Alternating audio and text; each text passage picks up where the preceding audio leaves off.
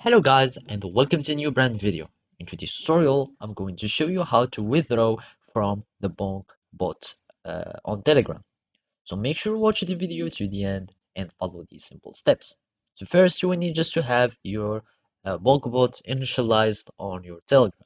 To do so, you will need just to go to the bonkbot.io here in your web browser, and then you will find a button in the middle that says get started. By clicking on get started, it will take you to the Telegram link of the bot.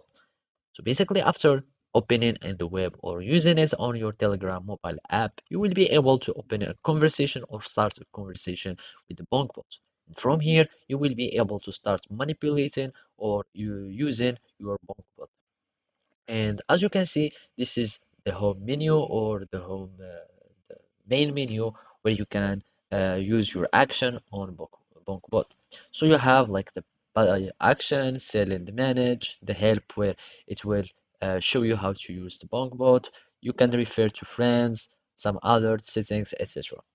What we are interested in is to withdraw tokens. So from here, you will find a wallet.